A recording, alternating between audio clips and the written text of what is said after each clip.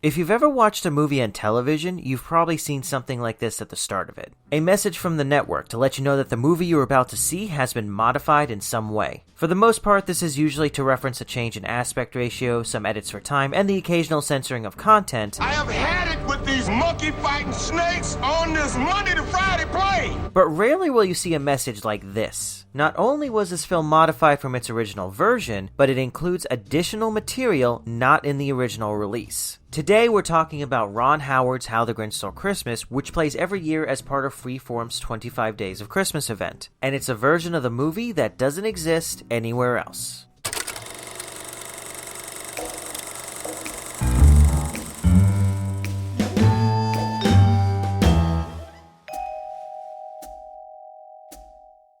Ron Howard's How the Grinch Stole Christmas is one of my favorite movies, and when I was researching the film for a video I did a few years ago, I caught it on TV and noticed that there were scenes that weren't on any of the copies I had. This includes the DVD, Blu-ray, VHS, and a digital copy via Vudu. The version of this movie that airs on this network contains over 11 minutes of scenes that are not in the theatrical cut, and only 2 were included as deleted scenes on the home release. Even for these 2 scenes, however, they were included with unfinished audio and effects that had to have been completed at some point, which to me seems to imply that they were finished specifically to be added to this TV cut of the movie. What's also interesting is that the novelization of the movie includes some of the scenes that were added back into this version of the film, which indicates that the book was finished long before the theatrical cut was edited down. It's a little surreal to read the book after seeing the theatrical version and then watching the TV cut to see some of those extra scenes brought to life.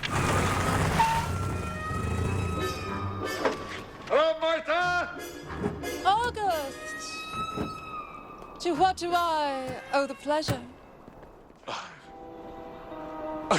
I was out and about, and, I thought I'd, Ask you out. You know, this is sort of my deal. I won't be a third wheel. Oh, look! Your button is coming off your coat! Oh!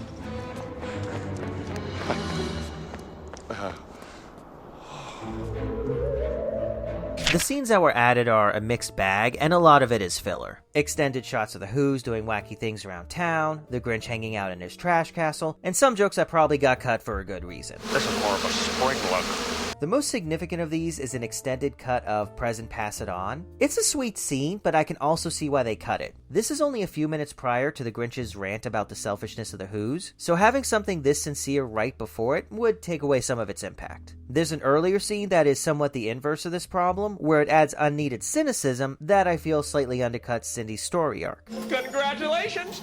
You maxed out another credit card! See, I always read her objections to the holiday as more about the spiritual emptiness with which the Who celebrate it, which I feel is a much more interesting message than one about economic sensibility. Plus, you know, I've got the worst interest rate.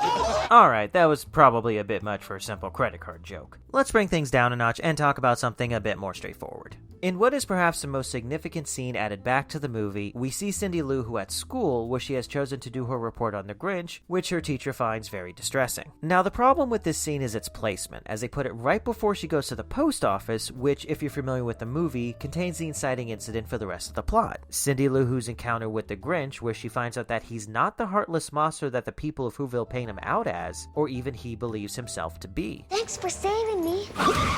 Cindy Lou Who already being invested in the Grinch's story prior to this scene undercuts the importance of it. The scene no longer signals a call to action for the character because we see that she's already on that path, which means that the scenes effectively negate each other since they repeat the same plot point. And I can see why they went with this scene You're The Grinch! instead of this one. I'm sure we can work this whole thing out, Miss Roo. I know you remember what a goof-off I was in school, and now look at me.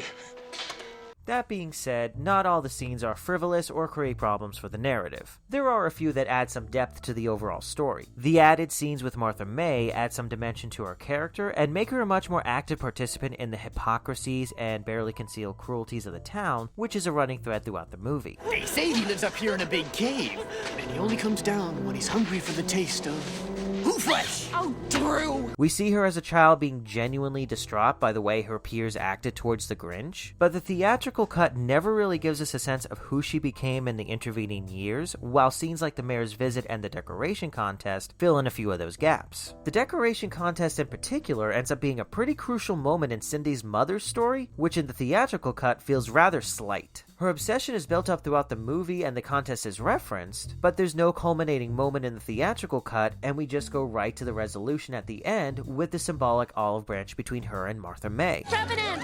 By the way, these lights match your outfit perfectly! Aside from that, I don't think we lost anything significant with what ended up in the theatrical cut, but the question still remains, why does this exist? There are, of course, other examples of this kind of thing happening, perhaps most famously with the televised version of John Carpenter's Halloween. The network thought that some of the violence was too extreme to put on TV, but cutting it out meant that the movie ran very short. So John Carpenter shot 12 extra minutes of scenes for this version while filming Halloween 2. One scene in particular adds a connection between Laurie Strode and Michael Myers that was not part of the theatrical cut, but became a crucial plot point in the sequel. We can speculate that something similar occurred here where the network wanted the movie to run a bit longer to fill a time slot, and so scenes that were shot for the movie end were either finished or very close to being finished were added back in, with the cost of any post-production work that needed to be completed offset by the additional ad revenue of having a larger time slot. I did reach out to both Universal and Freeform about this, but sadly I did not get an answer from them, and so we cannot say for sure if this was the reason the scenes were added into the movie. I also tried reaching out to the author of the novelization, Louise Gickow, to get her perspective on all this, but I have not heard back from her either.